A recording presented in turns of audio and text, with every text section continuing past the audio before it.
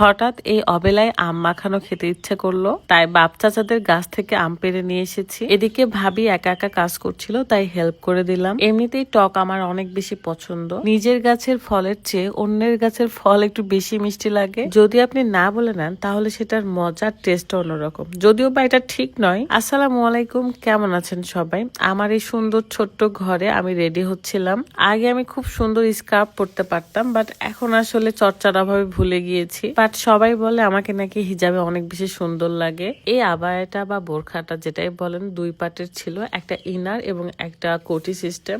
এত সুন্দর এই আবায়া সেটটা আপনারা পেয়ে যাচ্ছেন লিয়ানা ফেসবুক পেজ থেকে। পেজটা ভিডিও ডিসক্রিপশনে দেওয়া আছে, চেক করে নেবেন। ওয়েদার এত বেশি খারাপ, এত বেশি গরম, তারপরেও আমার কেন জানি মনে হয়েছে কালারটা খুব সুন্দর ফুটেছে। ছোট ছোট পাতা করে কিন্তু এমব্রয়ডারি কাজ করা ছিল এই ওপরের কোটিতে। এমনকি আপনারা হিজাবও পেয়ে যাচ্ছেন। সো দেরি না করে যারা এই বোরখার কালেকশন গুলো চাচ্ছেন বা আরো নতুন নতুন বোরখা দেখতে চাচ্ছেন, শপিং করতে চাচ্ছেন, তারা অবশ্যই লিয়ানাতে আপনারা ভিজিট করবেন এবং তাদের পেজ থেকে কেনাকাটা করবেন। বাড়ির আশেপাশে ঘুরতে ঘুরতে হঠাৎ প্ল্যান আসলো যে আম মাখা খাবো।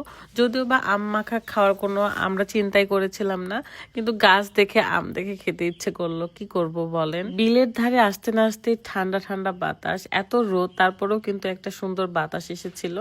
অ্যান্ড আমার চোখে যে আমটা ভালো লেগেছে সে কয়েকটা আম নিয়ে নিয়েছি। আমি জানি পরবর্তীতে বড়ামোড়া দেখলে আমাকে একটু বকা দিবে, বাট খেতে ইচ্ছে করছে, কি করব বলেন? যেহেতু একদমই কচি কচি আম, তাই এগুলোকে ভালো করে ধুয়ে নিতে হবে। ফার্স্টে প্রত্যেকটা ধুয়ে আমি একটা একটা করে ছিলে নিয়েছি। তারপরে ভেবেছিলাম শুধু ঝাল লবণ দিয়ে কেটে খাবো, কিন্তু ভাবি বলছিল যে এটাকে কুচি কুচি করে কেটে যদি মাখানো হয় তাহলে অনেক বেশি স্বাদ লাগবে। অ্যান্ড মাখানোর জন্য তেমন কিছু ছিল না আমার কাছে। নাগামরিচের আচার ছিল এবং কাঁচামরিচ, লবণ এগুলো দিয়ে মাখিয়ে দিয়েছি। আমি তো সবকিছু প্রয়োজন মতো নিয়ে একদম মাখাতে লাগছি আম, এবং আমার তখনই মুখে পানি চলে আসছিল। আসলে আমরা আচারগুলো পেয়ে আরো বেশি খুশি ছিলাম, কারণ আচারগুলো আসলে টেস্টি ছিল।